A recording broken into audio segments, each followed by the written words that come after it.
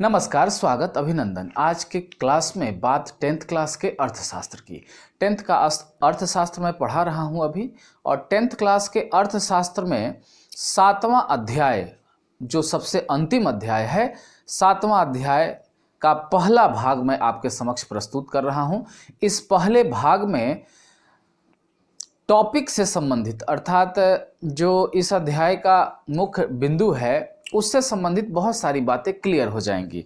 जैसा कि आपको पता है कि 10th क्लास के अर्थशास्त्र के 7वें अध्याय का जो टॉपिक है, जो मुख्य शीर्षक है, वो है उपभोक्ता जागरण एवं संरक्षण, अर्थात कंज्यूमर अवेयरनेस एंड प्रोटेक्शंस। सबसे पहले समझिए इन शब्दों को ही।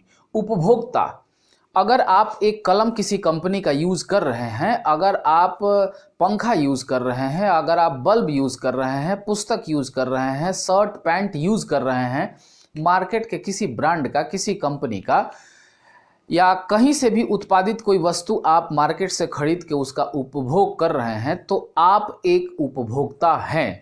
अब इस कलम का मैं उपभोक्ता हूँ और ये कलम कैमल का है। वैसे ही इस स्केल का मैं उपयोग कर रहा हूँ, ये भी अनमोल किसी कंपनी का है। तो जो भी चीज़ आप यूज़ कर रहे हैं वो किसी न किसी कंपनी का, किसी न किसी उद्योग धंधा से जुड़ा हुआ संस्थान का है, वो वहीं से बन के आया है। तो जो भी चीज़ आप यूज़ कर रहे हैं रोज़मर्रा की ज़िंदगी में, तो आप उस वस्तु के उपभोक्ता हैं। मैं इस स्केल का उपभोक्ता हूँ, इस पेन का उपभोक्ता हूँ, इस टी शर्ट का उपभोक्ता हूँ। जो भी मेरे कमरे में चीज़ है वो सब किसी न किसी कंपनी का कहीं ना कहीं से बन के आया है।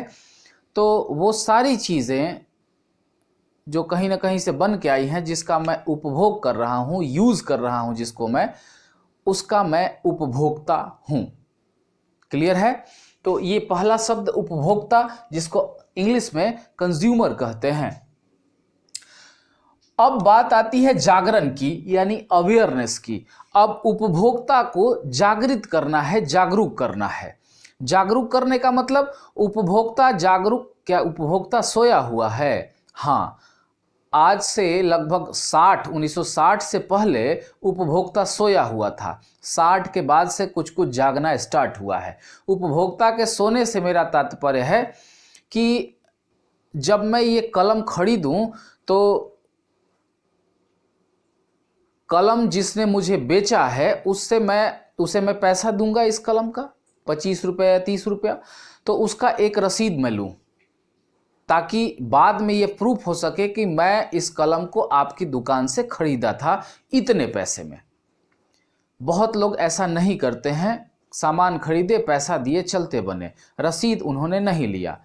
ऐसी बहुत सारी गलतियां हैं जो हम करते हैं, और जिसके कारण अगर वो सामान खराब होता है, गारंटी पीरियड में है, खराब होता है, आपने कागज़ नहीं लिया है, तो आपको खामियाजा भुगतना पड़ता है, आपके पैसे लौटते नहीं हैं।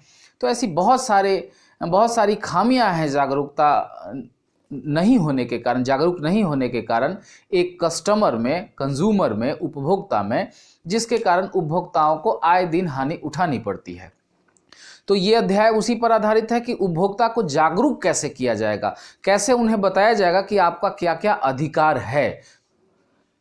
उसके बाद अब संरक्षण यानी प्रोटेक्शन की बात होगी कि उपभोक्ताओं को किस तरह संरक्षित किया जाएगा, कैसे वो ठगे नहीं जाएं, इससे उनको किस तरह से बचाया जाएगा, सरकार उनके बचाव के लिए क्या क्या कर रही है, और आप में क्या अवेयरनेस, क्या आप में जागरूकता आनी चाहिए ताकि आप बच सकें उन फर्जी चीज़ों से, उन फर्जी दुकानदारों से, उन फर्जी कंपनियों के प्रोडक्ट्स से। तो इन्हीं सारे चीज़ों पर यह अध्याय आधारित है। उपभोक्ता के बारे में सबसे पहले जिसने उपभोक्ता के पावर को नोटिस किया था, उपभोक्ता के महत्व को समझा था, वो थे हमारे राष्ट्रपिता महात्मा गांधी। वो एक वाक्य बोल गए जो आज भी बहुत बड़े बड़े संस्थानों में, बहुत बड़ी बड़ी दुकानों में, होटल्स में या बैंकों में लिखे हुए आपको मिल जाएंगे। महात्मा गांधी ने क्या कहा? उन्होंने कहा कि ग्राहक हमारी दुकान में आने वाला सबसे महत्वपूर्ण व्यक्ति है। वह हम पर निर्भर नहीं बल्कि हम उस पर निर्भर हैं। ये कथन 1 नंबर के सवाल में पूछेगा। तो ये कथन किसका है ऐसे पूछेगा, कथन आपको लिख देगा, पूछेगा ये किसका कथन है। तो याद रखिएगा महात्मा गांधी ने ये बात कही थी उपभोक्ताओं के बारे में कि उपभोक्ता इतने महत्वपूर्ण हैं कि वो आप पर निर्भर नहीं है, वो दुकानदार को इंस्ट्रक्शन दे रहे हैं, बता रहे हैं, या किसी भी ग्राहक के बारे में जिस वस्तु का वो ग्राहक है उससे वो कह रहे हैं। कंपनियों के मालिकों के लिए ये आह्वान था, या यूं कहें कि आप जिस दुकान में जा रहे हैं वो दुकान मालिक को गांधी जी कह रहे हैं, या बैंक के मालिक को या बैंक के मैनेजर को गांधी जी ये समझा रहे हैं कि आपके यहाँ जो आपकी दुकान में या आपके संस्थान में जो उपभोक्ता आया है, जो ग्राहक आया है, वो आप पर निर्भर नहीं है बल्कि आप उस पर निर्भर हैं। और ये बात बिल्कुल सत्य है। हम पैसा दे रहे हैं, सामान आपका हम खरीदेंगे, तो मालिक हम हुए, आप नहीं। निर्भर आप हम पे हैं, हम आप पे नहीं। तो ये कथन आप ध्यान में रखिएगा। अब एक और 1 नंबर का सवाल है यहां पर, उपभोक्ता अधिकार दिवस 15 मार्च, याद रखिएगा 15 मार्च को प्रत्येक वर्ष भारत में उपभोक्ता अधिकार दिवस मनाया जाता है। तो यहां से 2 नंबर का सवाल मैंने आपको बताया, ये दोनों नंबर का सवाल इंपॉर्टेंट है और आप ध्यान में रखिएगा। अब बात आती है कि उपभोक्ता का शोषण किन किन रूपों में हो रहा है। उपभोक्ता ठगे जा रहे हैं। हम ग्राहक हैं विभिन्न कंपनियों के सामान का, तो हमें ठगा जा रहा है। किन किन तरीकों से ठगा जाता है एक उपभोक्ता को, एक ग्राहक को, तो वो समझिए। उपभोक्ताओं का आर्थिक शोषण कितने तरीकों से होता है। सबसे पहला जो तरीका है वो है माप तौल में गड़बड़ी की जाती है। दुकानदार माप तौल में गड़बड़ी करता है। आजकल पहला जो तरीका है वो है कि बटखारा जो है 1 किलो, आधा किलो, पाव भर, 200 ग्राम, 100 ग्राम का जो बटखारा है उसको नीचे से घिस दो, या नीचे से कटिंग करवा दो और उसमें रंगा डाल दो, या उसमें और चीज़ कोई मोम वगैरह भर दो। अब उससे कुछ ग्राम वजन उसका घट गया और ये बार बार उसी तरह बटखारे से वो तौलेगा तो कम सामान जाएगा। तो नाप तौल में बड़ी भारी भरकम गड़बड़ी मार्केट में देखने को मिलती है। दूसरा तरीका उसमें यह है, इस समय इलेक्ट्रॉनिक्स का तराजू चला है जिसको आराम से आप भी सेट कर सकते हैं। 100-200 ग्राम इधर उधर करके आप सेट कर देंगे। 50 ग्राम या 100 ग्राम को आगे करके 0 अगर उस पर सेट कर दिए तो 50-100 ग्राम हर ग्राहक को हर सामान में घटते जाएगा। तो इसे भी आजमाते हैं दुकानदार लोग और इससे भी ग्राहकों को वो ठगते हैं। अर्थात माप तौल में गड़बड़ी हो रही है जिससे उपभोक्ता का शोषण हो रहा है।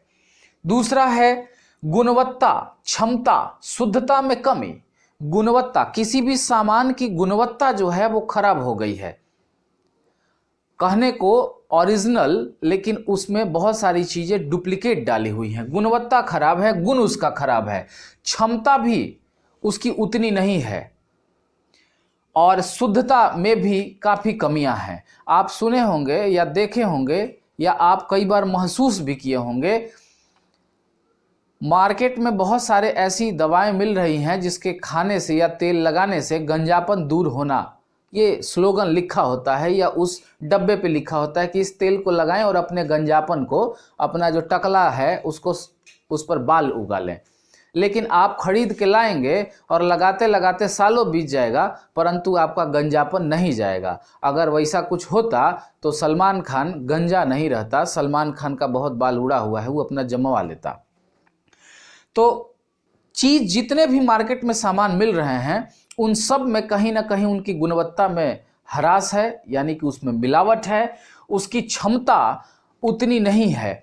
आपको कह के देगा कि ये 209 वाट का बल्ब दे रहे हैं और 20 दिन में उसका लाइट जो है घट जाएगा। या बहुत सारे ऐसे सामान हैं जिसको बताता कुछ और है, लिखा कुछ और होता है और यूज करने के बाद आपको परिणाम कुछ और देखने को मिलता है। यानी उसकी क्षमता जितनी लिखी होती है उतना वो काम नहीं करता है। शुद्धता में तो बहुत ज़्यादा कमियां आ गई हैं मार्केट में। आप देख ही रहे हैं हर एक सामान में मिलावट है। कोई भी ऐसा सामग्री नहीं है जिसमें बिना मिलावट के वो आता हो। अगर थोड़ा सा भी सरकार इस पर ध्यान दे तो अंकुश लगाया जा सकता है। खैर, माप तौल में गड़बड़ी, गुणवत्ता, क्षमता और शुद्धता में कमी, ये दो को अपना के जो फैक्ट्री मालिक हैं या जो विक्रेता हैं वो ग्राहकों को ठग रहे हैं, उपभोक्ताओं को ठग रहे हैं। तीसरा, किस तरह से उपभोक्ता ठगा जा रहा है? तो अधिक मूल्य लिया जा रहा है उससे। बहुत सारे ऐसे सामान मार्केट में हैं जिस पर मूल्य अंकित ही नहीं है, मूल्य उस पर लिखा ही नहीं है। दुकानदार चाहे जितना मूल्य उसका वसूल ले उपभोक्ता से, ग्राहक से, या मूल्य लिखा हुआ भी है तो बहुत बढ़ा चढ़ा के मूल्य लिखा हुआ है। 700 लिखा हुआ है जबकि उसका कीमत 100 रुपया है या 200 रुपया है। अब अगर ग्राहक बार्गेनिंग भी करेगा, कम बेसी भी करवाएगा तो कितना आप करवाइएगा, फिर भी दुकानदार को और कंपनी को बहुत ज़्यादा प्रॉफिट होता है। तो अधिक मूल्य लिया जा रहा है। अगला जो जिस तरीके से ग्राहक या उपभोक्ता का शोषण हो रहा है वो है गलत प्रचार। आए दिन कंपनियों का जो भी प्रोडक्ट आ रहा है वो अपने प्रोडक्ट के बारे में अनर्गल बातें या बढ़ा चढ़ा के बातें लिखते हैं। जिसकी क्वालिटी उनके प्रोडक्ट में नहीं है उस चीज़ को भी लिखते हैं। फेयर लवली 2 महीना लगाओ पूरा गोरा हो जाओ, साल भर लगाते रह जाइएगा गोरा नहीं होइएगा। उसके बाद बहुत सारे ऐसे तेल हैं गंजापन दूर करने के लिए, बहुत सारे ऐसे टैबलेट्स आ रहे हैं जो बाल उगा देंगे, लेकिन ऐसा कुछ होता नहीं है। आप खाते खाते मर जाएंगे लेकिन वैसे के वैसे ही रह जाएंगे।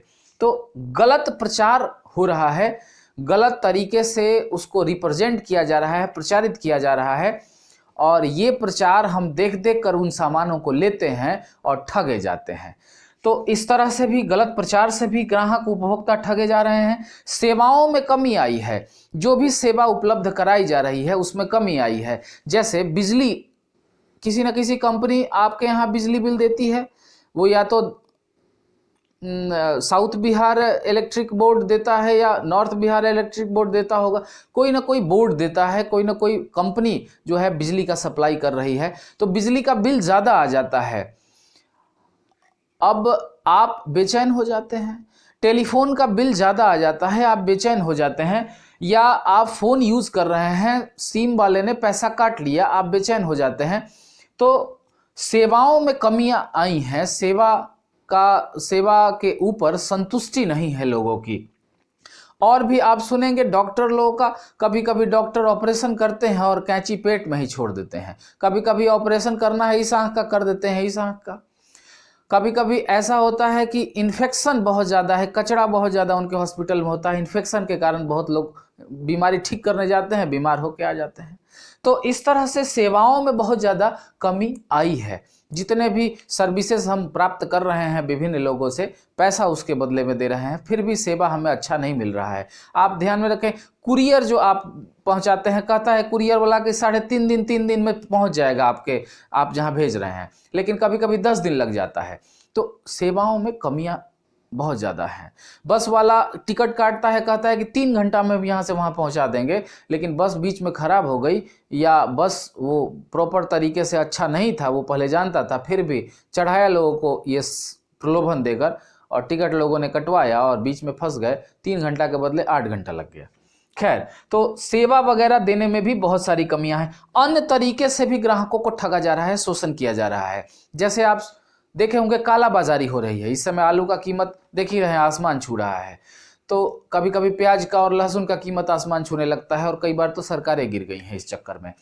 तो कालाबाजारी, जब भी मार्केट में किसी चीज़ का शॉर्टेज हो रहा है तो ज़्यादातर मामलों में देखा गया है कि उसका कालाबाजारी हो रहा है। प्याज मार्केट में घटा, क्या हुआ? किसान ने तो बहुत उपजाया था, लेकिन उससे बड़े बड़े व्यापारी खरीद के स्टोर कर लिए और धीरे धीरे उस माल को निकाल रहे हैं ताकि कीमत उसका ऊंचा बना रहे और हमें ज़्यादा फायदा हो। तो ये कालाबाजारी का तरीका अन्य तरीकों में आएगा जिन तरीकों से उपभोक्ताओं को ठगा जा रहा है। तो ये विभिन्न तरीके हैं जिससे उपभोक्ताओं को ठगा जा रहा है, उनका शोषण किया जा रहा है।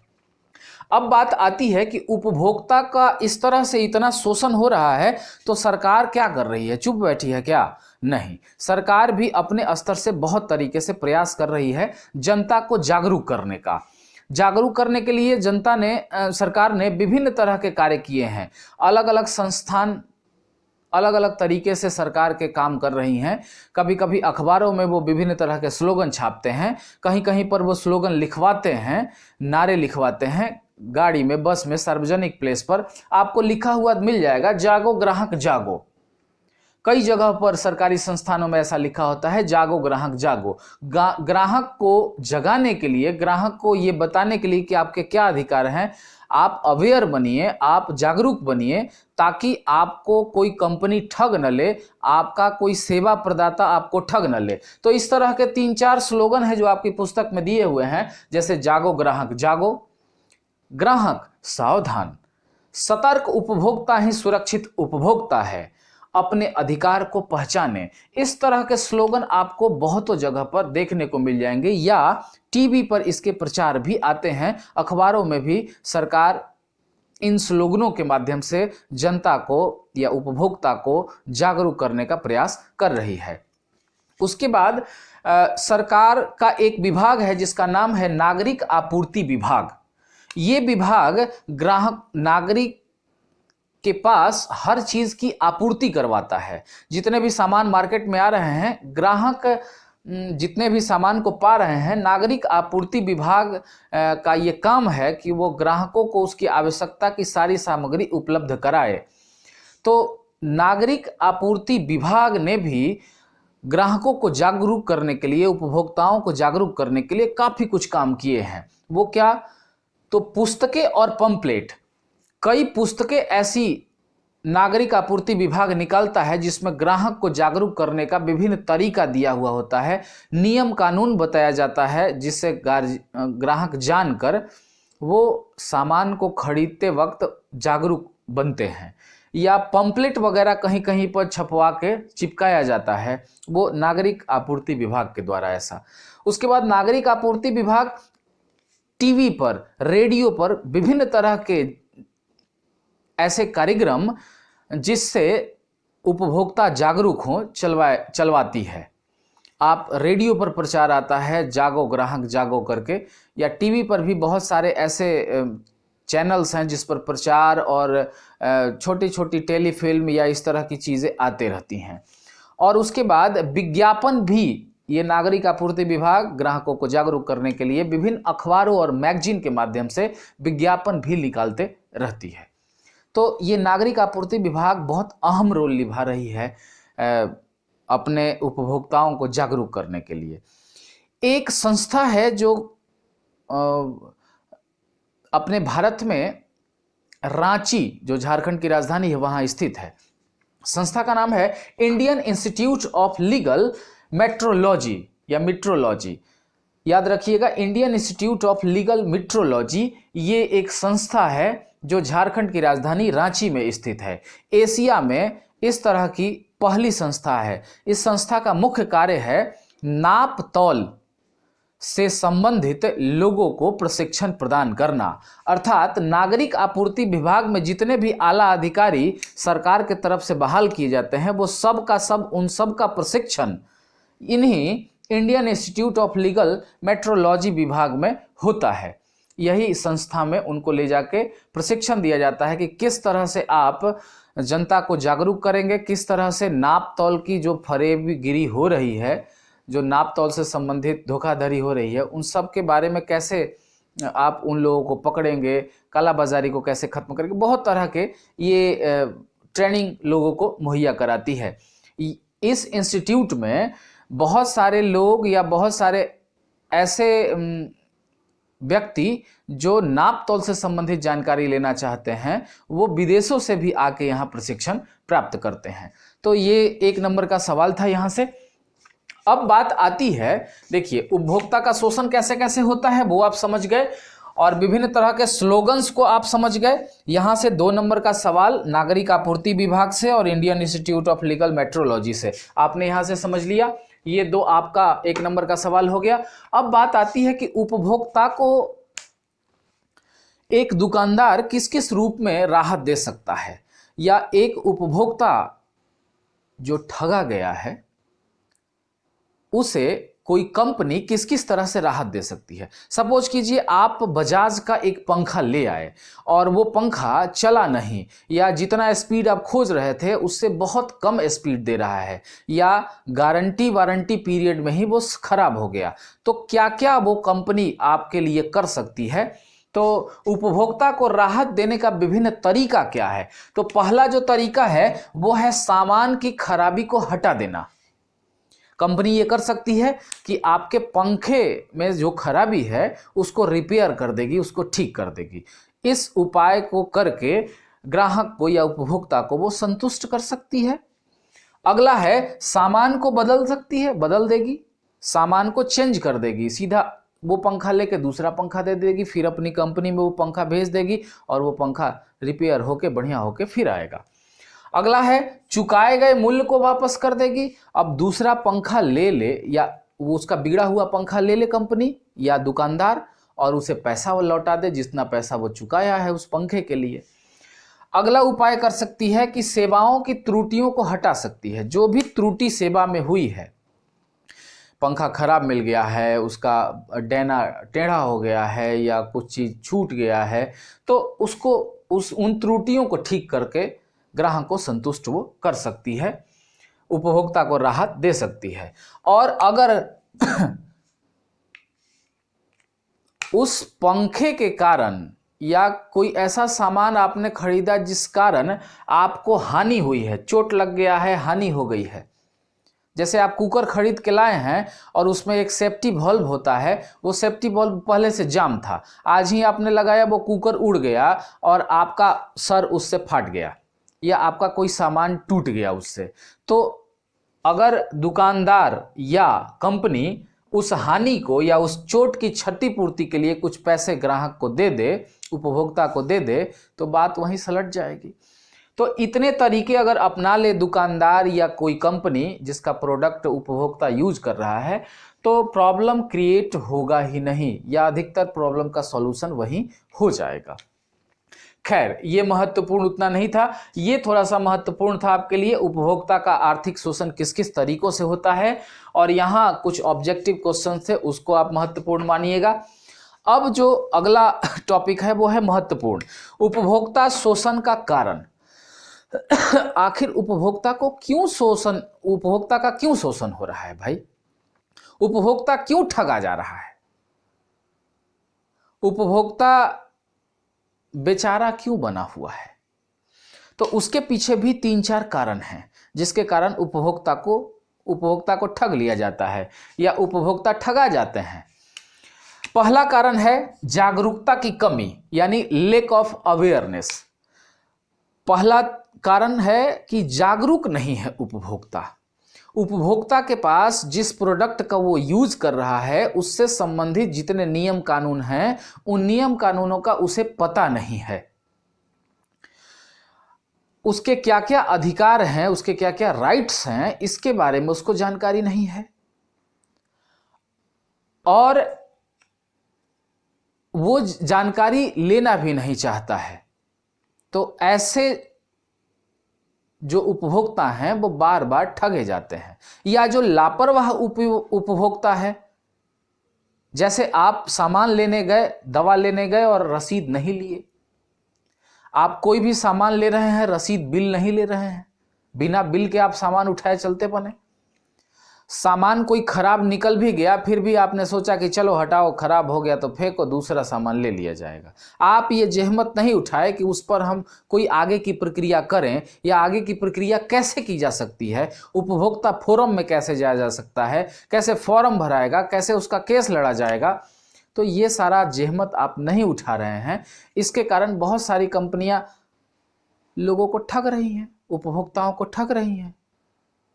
वो जानती है कि 100 में एक आधे व्यक्ति ऐसा जागरूक है, बाकी 99 को तो ठग लेंगे ना। उससे जो पैसा आएगा वो एगो जो केस जीतेगा उसको कुछ पैसा दे दिया जाएगा, फिर भी हम फायदे में रहेंगे। तो इस जागरूकता की कमी के कारण उपभोक्ता का बहुत ज्यादा शोषण हो रहा है। दूसरा कारण क्या है? सीमित आपूर्ति है, लिमिटेड सप्लाई है। किसी किसी सामान का मार्केट में सप्लाई ही बहुत कम है, और जब एक दुकानदार या एजेंसी वाला ये जान जाता है कि किसी अमुक सामान का मांग बहुत ज़्यादा है और सप्लाई बहुत कम है, तो वो काला बाजारी करता है, अर्थात उस सामान को स्टॉक कर लेता है और उसे ऊंची कीमत पर लोगों को बेचता है। ये कई बार पर्व त्योहारों में आप देखने को आपको मिला होगा कि पर्व त्योहारों पर किसी खास चीज़ की मांग बहुत ज़्यादा बढ़ जाती है, और काला बाजारी करने वाले ये बड़ी बड़ी एजेंसियों वाले बड़े बड़े व्यापारी जो हैं वो काला बाजारी के तहत उन सामानों को स्टॉक कर लेते हैं और धीरे धीरे उसको ज़्यादा कीमत पर बेचते हैं। अब लोगों को आवश्यक है इसलिए लोग लेते हैं। तो सीमित आपूर्ति के कारण ऐसा होता है। अगला है तीसरा, असंगठित उपभोक्ता, अनऑर्गेनाइज्ड कस्टमर या अनऑर्गेनाइज्ड कंज्यूमर है। यानी असंगठित का मतलब हम जितने भी हम उपभोक्ता हैं, किसी भी कंपनी के उपभोक्ता हों, वो सब यूनाइट नहीं है, एक नहीं है, एकता नहीं है उपभोक्ताओं में। इस कारण ऐसा होता है। आलू की कीमत अभी बढ़ी हुई है, कभी कभी प्याज आसमान छूता है, कभी कभी लहसुन आसमान छूता है, कभी किसी चीज़ का बहुत ज़्यादा दाम बढ़ जाता है। तो कितने ऐसे व्यक्ति हैं जो इसके लिए रोड पर आते हैं, सड़क पर आते हैं, सरकार से मांग करते हैं या कालाबाजारी खत्म करने की मांग करते हैं। बहुत कम लोग ऐसे हैं जो ऐसा करते हैं। क्यों? क्योंकि उपभोक्ता संगठित नहीं है। एक तो उपभोक्ता संगठित नहीं है, दूसरा वो संगठित होना नहीं चाहता है। क्यों? क्योंकि वो अलग अलग प्रोडक्ट का यूज करता है। तो उपभोक्ताओं को संगठित होना पड़ेगा, अपने अधिकारों को पाने के लिए उन्हें एकजुट होना पड़ेगा, तभी उनका जो शोषण है वो बंद होगा। और अगला सबसे बड़ा जो कारण हमको लगता है उपभोक्ता के शोषण होने का, उपभोक्ताओं को ठगने का, वो है भ्रष्टाचार, करप्शन। हर विभाग में करप्शन है। आप बिजली का कनेक्शन, अगर छोटी फैक्ट्री आप बैठाए हैं, बिजली का कनेक्शन लेने जाइए तो उसके लिए घूस दीजिए। पानी का कनेक्शन करवाना है बड़े महानगरों में, उसके लिए घूस दीजिए। तो हम उपभोक्ता बनना चाहते हैं, अच्छे उपभोक्ता बनना चाहते हैं, लेकिन सिस्टम जो है, सरकारी सिस्टम खास करके, इतना करप्ट हो गया है कि जगह जगह पर हमको पैसा फेंकना पड़ता है, देना पड़ता है। अब सरकारें जान रही है कि कालाबाजारी हो रही है, मार्केट में ये सामान आसमान छू रहा है, और अधिकारी चुप बैठे हुए हैं। बहुत सारे ऐसे दुकानदार हैं जो घिसे हुए बटखारे का यूज करते हैं, फिर भी उनकी चेकिंग कम है, नहीं है। सड़ा हुआ मिठाई बेच रहा है, लेकिन फिर भी उपभोक्ता विभाग जो है वो उसकी जांच नहीं करता है। क्यों? क्योंकि चंद पैसे खा के वो बैठे हुए हैं। तो इसलिए भ्रष्टाचार एक सबसे बड़ा मुद्दा है, सबसे बड़ा कारण है, जिसके कारण उपभोक्ताओं का लगातार शोषण जारी है। हालांकि दिन प्रतिदिन उपभोक्ता जागरूक हो रहा है और उसकी मांगे भी सरकार पूरी कर रही है, और धीरे धीरे हम एक जागरूक उपभोक्ता बन के अपने अधिकारों को पाते जा रहे हैं। तो आज का वीडियो इन्हीं सारे बिंदुओं पर आधारित था। अगला जो वीडियो होगा इसी अध्याय से आधारित होगा, और उसमें बहुत सारे ऑब्जेक्टिव क्वेश्चंस आएंगे जो विगत परीक्षाओं में आए हुए हैं और अगले परीक्षा में आने की संभावना है, और कुछ महत्वपूर्ण बिंदुओं को उसमें भी हम डील करेंगे। तो आज के लिए बस इतना ही। हमारे चैनल को लाइक करें, शेयर करें, सब्सक्राइब करें। बहुत बहुत धन्यवाद।